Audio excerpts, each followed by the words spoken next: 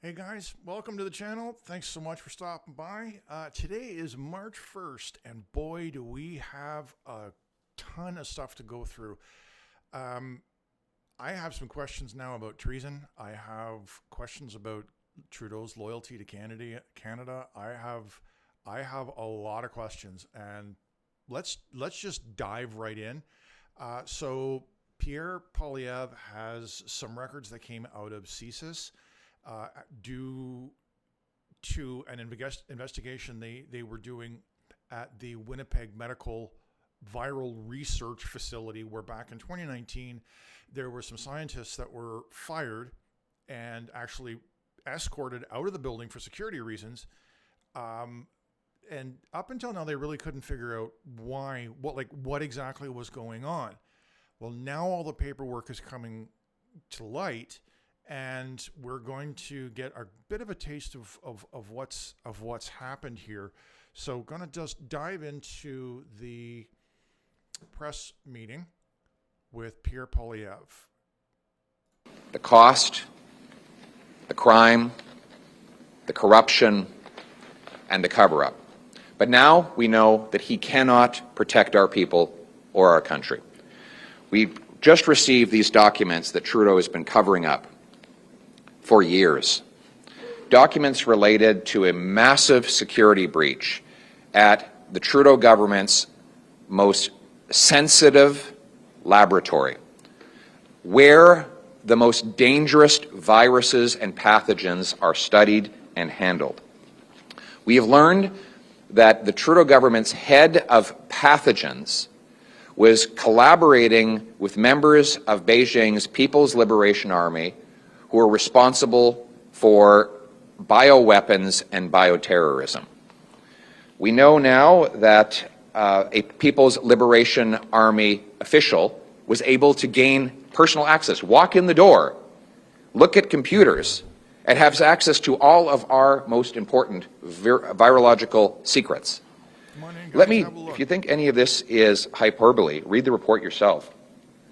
This is from government documents, the Trudeau government's own documents. It says here on page 142, Winnipeg lab scientist Dr. Chu, pathogens unit, the top person in that job, according to documents on page 242, quote, represents a serious and credible danger to the government of Canada as a whole, and in particular at facilities considered high security due to the potential for theft of dangerous materials attractive to terrorists and foreign entities that conduct espionage damage the economic security of Canada, end quote. It states further on page 239, investigators assess that Dr. Chu communicated with foreign entities during her trips to China. The evidence obtained from interviews and from information collected from the electronic content of her devices reveal that this is indeed the case. As a subject matter expert with access to sensitive information and dangerous materials, Dr. Chu presents a realistic and credible threat to Canada's economic security when conducting repeated and clandestine meetings with foreign entities, end quote. Then it says Dr. Chu conducted joint research with the Major General Chen Wei of the People's Liberation Army, who, according to page 236, is a noted top virologist at the Academy of Military Medical Sciences and is China's chief biological defense expert engaged in research related to biosafety, biodefense, and bioterrorism. Bioterrorism, end quote. So this is where I start wanting to ask questions. So I have watched this before. You've likely seen this press conference before. And Poilievre is going to talk about the fact that the Prime Minister's primary job is to keep Canada safe, its secrets safe, its citizens safe, our financial system safe, our way of life safe. That's the primary job of the Prime Minister of Canada. I don't care what Prime Minister it is, but that's the job. So now I want to start I want to start asking questions about the vetting process. So when somebody fires their application to a high security government facility like this place in Winnipeg, like, who's looking at the resumes? Who's doing the background checks? What's the process behind the background check? How did this person even get in? And even when they were in the job, like, it's appearing as though that well, not appearing. I mean, these people were colluding with people from the Chinese military. And how was this not detected from a facility like this? I mean, it's not like they're working at Max Milk or something. How did this go on for so long? And how was it so transparent? And how did it get so large?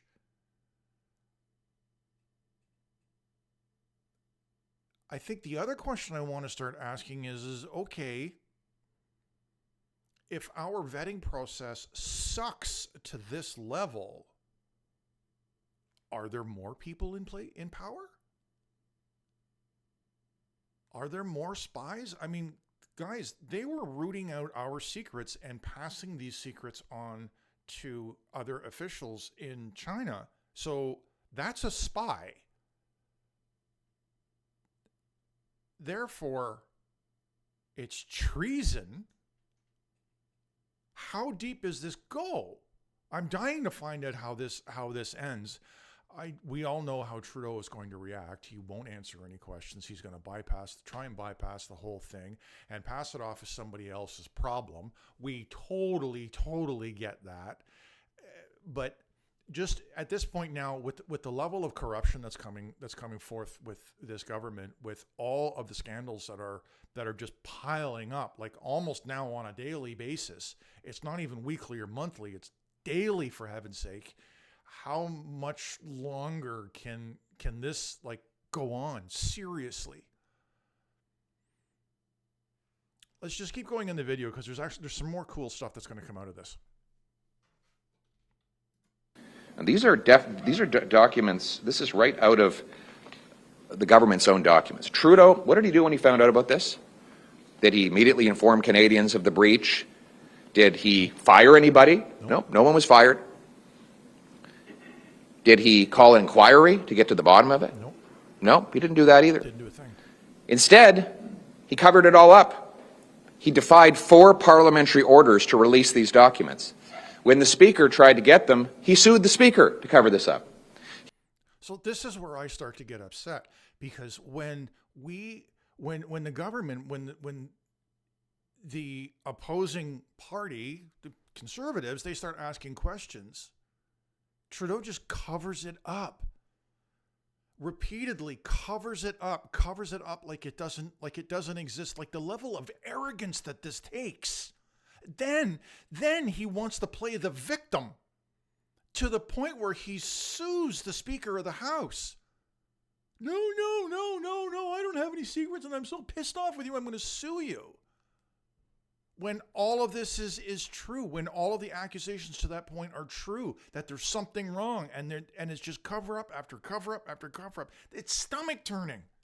He said it was all for national security, but well, we know from a committee composed of 4 members of Parliament, including 1 Liberal, and 3 judges, and I quote, the information appears to be mostly about protecting the organization from embarrassment for failures in policy and implementation, not legitimate national security concerns, and its release is essential to hold the government to account. In other words, there was no national security reason why we couldn't have had this before. It was only because Trudeau didn't want the embarrassment before an election. So what did he do then? He collaborated, knowing this, he collaborated with Beijing to buy a vaccine for COVID. Could you imagine if the deal that Trudeau wanted to sign with Beijing had gone ahead and we had procured China-made vaccines after learning this information? That's what was in this guy's head. And if you think for a minute, because I know there'll be all kinds of excuses, well, he's not responsible and how could he possibly take ownership of what happens in his government? Let me quote him. He has a document called Open and Accountable Government. And I quote, As head of government, the Prime Minister has special responsibilities for national security, end quote. It's his responsibility. This is his government's lab. It's not a random university lab. It's the top lab for the Prime Minister's public health agency. And he is exclusively responsible for the machinery of government as Prime Minister of the country. So this is on Justin Trudeau. Yep. I will add one last thing. Not only did he cover it up, not only did he try to get a vaccine from China after knowing this, he called a snap election to make sure that the voting would happen before this came out. Yeah. And what happened in that election? Beijing interfered to help him win it. Yep. This is a man who says he admires China's basic communist dictatorship. We cannot trust Justin Trudeau to keep our people and its country safe. We need a strong, conservative, common-sense government that will root out foreign interference, protect our critical secrets and our medical research, and stand on guard for our country to keep our people and our nation safe. Thank you. On ArriveCan, there is a report by CTV that says that there is a man who runs a company that got $8 million for ArriveCan. He is still employed by the Department of National Defense. What does that say to you? Now, I'm going to be a little cheap here. I admit. I was watching another fellow's channel, and he pointed this out. Mr. Sunshine Baby, actually. He's got a great channel. Check it out. But he pointed out with a lot of hilarity the fact that after this particular announcement, the very first question was about the Arrive scam app. not this treason that's gone on.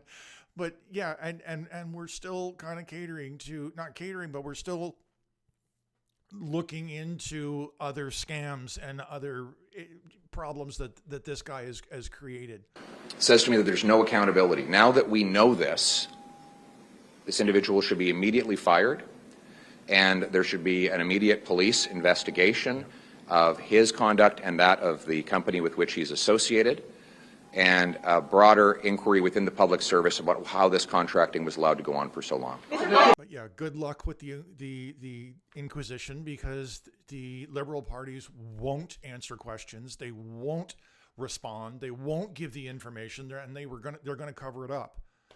I had heard that there was going to be an interesting happenstance in the coming days where the Sergeant at Arms was supposed to be brought in to the inquiries to force the Liberal government to start asking questions. I understand that when and or if this happens, it's supposed to be pretty serious and pretty significant in terms of getting answers. I haven't confirmed what I'm about to say, but my understanding is the Sergeant at Arms can actually arrest people, put them in holding or prison or in contempt, something along these lines, to force them to compel people to actually answer questions. This has been my biggest complaint since Trudeau got into office, the fact that he never, ever, ever answers a friggin' question. But, so if you happen to follow me, you know how upset I am about this whole thing. Everything that has to do with Trudeau is just, it's maddening. And the reality is that it's not going to change unless you and I actually do something. Now, I am not calling for a trucker convoy. I am not calling for protesting and rioting in the streets. Understand me very, very clearly. But what I do personally do, and I'm going to ask you to join me on this journey, is to start writing letters. Sit down and pen a letter. Make a phone call. Send an email or dial up a fax and start protesting and telling the government that you are not into this anymore, that what Trudeau is doing is not in the best interest of you as a Canadian citizen or Canada as a whole. Start sending a message. Now, in the comments, in the description, I'm going to have the links to Trudeau's constituency office, as well as Jagmeet Singh's. Because let's face it, none of this would be happening if Jagmeet wasn't propping up this government. So he is just as much at fault to this as Trudeau. Let's make that very clear. If it wasn't for Jagmeet Singh, most of this wouldn't be happening because he's propping up this government. So he is just as much at fault. Start writing a letter. It'll cost you a couple of minutes worth of time. It'll cost you an envelope and a stamp. Send it off. And if we can get emails and phone calls, I know nobody's going to answer your phone call at either one of their offices, but if we fill up the voicemail, somebody's going to have to listen to it. Jam up their email accounts. Fill up their offices full of hard letters that people have to sit there and open and go through, and send the message that we're done. Let them know that we're done and we don't want any more of this, and we don't want Trudeau to represent us as a country anymore. Let's call an election. Let's get some change going. Let's get some change going. Well, folks, listen, I really appreciate you stopping by and watching my video. If I've earned it, hit the subscribe button and the like button. This way, when I post a video in the coming days, you're going to get notified and you won't miss anything. Thanks again. Have a great day.